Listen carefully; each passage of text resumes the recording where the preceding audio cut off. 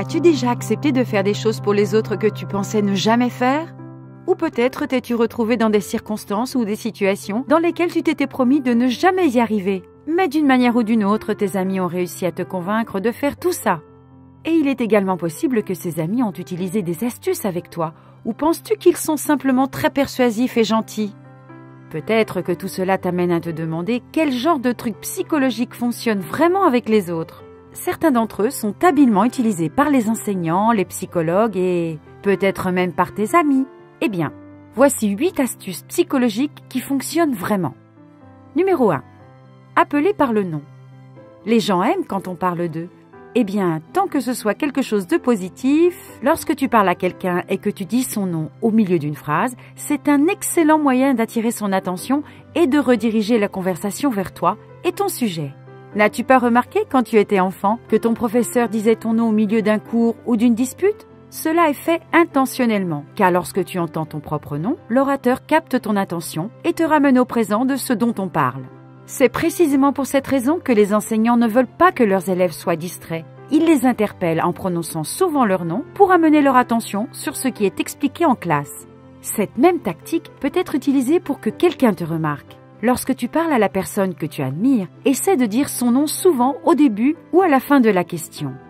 Cela attirera son attention et ajoutera du charisme et de l'intensité aux conversations habituelles. Numéro 2. Remettre quelque chose pendant la conversation. Voici une astuce amusante. Disons que tu as besoin d'aide pour porter quelque chose dans ta chambre, mais ton frère, qui est très ennuyeux, ne semble pas vouloir t'aider. Pour obtenir sa coopération, essaie de lui tendre l'objet pendant que tu as une conversation avec lui. Car lorsque les gens racontent une histoire ou sont au milieu d'une conversation intense, ils acceptent généralement de prendre ce qu'on leur propose ou leur tend. Sérieusement, essaie la prochaine fois. Par exemple, discuter en mangeant une banane. Puis remets-lui la peau de banane pendant que tu lui parles des complexités de la vie et de l'agitation des planètes. Ou tout autre sujet qui te permet d'engager la conversation. Il acceptera probablement la peau de ta part sans s'en rendre compte et sans remettre en question sa livraison. Numéro 3. Tester la théorie de Pavlov en mâchant un chewing-gum lors d'un examen. Tu peux le croire ou pas, mais mâcher un chewing-gum peut t'aider à obtenir une meilleure note à ton examen. Mais comment un chewing-gum peut-il améliorer ma note d'examen? Si tu dois réussir ton prochain examen, choisis ton chewing-gum préféré et commence à le mâcher pendant tes séances d'études. Ensuite, lorsque tu passeras enfin l'examen, tu te seras conditionné à associer le goût du chewing-gum aux informations que tu as étudiées pour l'examen. Et cette association cognitive t'aidera à te souvenir des informations pendant le test. Il s'agit d'une forme de conditionnement initiée par la théorie pavlovienne. Selon Houston University Online, la théorie pavlovienne est une procédure d'apprentissage qui consiste à associer un stimulus à une réponse conditionnée. Dans ses expériences désormais célèbres avec ses chiens, Pavlov a démontré que la présence continue d'un bol de nourriture pour chien, le stimulus, déclenchait une réponse inconditionnelle, la salivation, qui pouvait être associée par exemple à la sonnerie d'une cloche, de sorte que chaque fois qu'elle retentissait, le chien salivait, même en l'absence de nourriture. Alors, la prochaine fois que tu étudieras pour un examen, sors ton chewing-gum et commence à le mâcher. Tu pourrais bien obtenir ce très bien. Numéro 4. Imaginez que l'on est exactement là où l'on veut être. Il s'agit d'un truc psychologique qui peut vraiment t'aider si tu l'emploies correctement en utilisant la théorie de la dissonance cognitive à ton avantage. Essaie simplement de changer ta façon de penser à la personne que tu veux être. Selon Medical News Today, la dissonance cognitive est une théorie de psychologie sociale qui fait référence au conflit mental qui se produit lorsque les comportements et les croyances d'une personne sont incompatibles entre eux. Mais au lieu de vivre cet inconfort ou cette dissonance, essaie de l'utiliser pour motiver un changement pertinent en toi. Voici comment cela fonctionne. Si tu ne parviens pas à aligner ton comportement sur tes objectifs, essaie d'accepter la situation et de te convaincre que tu travailles déjà activement à la réalisation de ces objectifs. Par exemple, disons que tu as l'habitude de dépenser trop d'argent et que tu es un peu un accro du shopping. Si tu veux mettre fin à cette habitude, convainc-toi que tu n'es tout simplement pas le genre de personne qui aime faire beaucoup de shopping et que ce comportement ne te ressemble pas. Changer ton état d'esprit t'aidera à changer ton comportement si tu y travailles vraiment. Ou peut-être te sens-tu un peu triste et regardes toujours le négatif dans la plupart des situations? Bien qu'il soit important de ne pas réprimer tes émotions, essaie de te visualiser comme une personne qui voit toujours le côté positif. Et tu remarqueras que tu commenceras à voir le bon côté des choses, même pendant tes jours de mauvaise humeur. En bref, essaie d'utiliser la dissonance cognitive à ton avantage en imaginant que tu es là où tu veux être dans la vie. Changer la façon dont tu penses à toi-même peut te mettre sur la voie de devenir ce que tu veux être. Constate comment cela t'aide. Numéro 5. Demandez un gros service, puis échangez-le contre un plus petit. Imagine ceci. Tu veux vraiment cet adorable hamster que tu as regardé dans la vitrine de l'animalerie. Tu passes devant le magasin tous les jours en rentrant de l'école et le hamster est là, te regardant avec ses jolis petits yeux nacrés. Ton anniversaire approche, mais tu n'as pas assez d'argent pour l'acheter, même si tu as déjà décidé de l'appeler tout petit.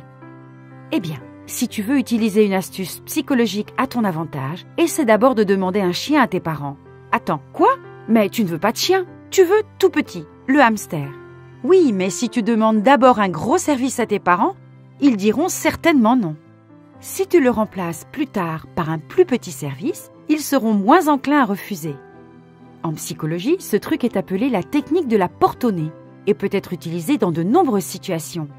Par exemple, si tu as désespérément besoin de 20 €, mais que tu sais que ton ami n'aime pas prêter beaucoup d'argent, essaie de demander d'abord 50 € à la place. 20 € semble beaucoup moins par rapport à la première demande. Eh, tu vois? Maintenant, tout petit et toi pouvez vous offrir cette gâterie dont vous rêviez. Numéro 6. Demandez un service lorsque quelqu'un est épuisé. C'est une autre astuce psychologique intelligente. Disons que ton ami te demande de passer la nuit chez toi. Mais tu es occupé et tu as passé toute la nuit dernière à regarder The Office sur Netflix. Tu ne veux certainement pas le laisser passer la nuit et tu décides de dire non. Et puis soudain, ton ami frappe à la porte au milieu de la nuit. Pour une raison quelconque, tu finis par le laisser entrer et lui permettre de passer la nuit chez toi. Tu as cédé parce que tu étais épuisé et trop fatigué pour dire non à ses supplications. En effet, selon de nombreuses études, les gens sont plus susceptibles d'être influencés pour faire quelque chose qu'ils ne voulaient pas faire initialement lorsqu'ils sont fatigués. Si tu es épuisé mentalement et physiquement, tu n'as pas l'intention de rester debout tard pour discuter avec ton ami. Tout est bon pour mettre fin à la situation afin que tu puisses te reposer. Numéro 7. Imiter les autres pour se faire des amis. Tu as du mal à te faire des amis à l'école? Sans rien changer à ta personnalité, essaie d'imiter les mouvements et les gestes de ton interlocuteur qui sera peut-être plus enclin à te connaître. Ce type de miroir est appelé l'effet caméléon et a été exploré dans de nombreuses études. Cela signifie que si quelqu'un pense que tu es comme lui, il sera plus disposé à être ton ami. Souviens-toi donc de cela lorsque tu soupçonnes que quelqu'un t'imite inconsciemment pour t'attirer et gagner ta confiance. Car très probablement, il veut simplement être ton ami. Numéro 8. Hocher la tête quand tu veux que quelqu'un soit d'accord avec toi. As-tu déjà eu besoin que quelqu'un soit d'accord avec une proposition que tu as faite au travail? Ou peut-être veux-tu simplement persuader quelqu'un de te soutenir sur une question que tu sais qu'il soutiendrait s'il était de meilleure humeur? Par exemple, essaie donc de hocher la tête lorsque tu discutes d'un sujet et que tu veux que quelqu'un soit d'accord.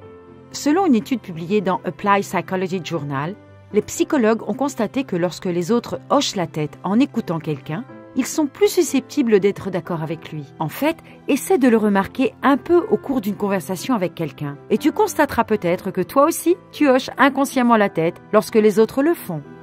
Alors, que penses-tu de ces astuces psychologiques? Rappelle-toi, comme l'a dit l'oncle Ben, un grand pouvoir implique de grandes responsabilités. Alors, n'utilise ces astuces que pour le bien et n'oublie pas que les autres aussi peuvent les utiliser sur toi. As-tu essayé l'une de ces astuces et a-t-elle fonctionné? Laisse-nous un commentaire. N'oublie pas de t'abonner à la chaîne, de liker et de partager cette information avec ceux qui pourraient la trouver utile. Et comme toujours, merci de nous avoir regardés.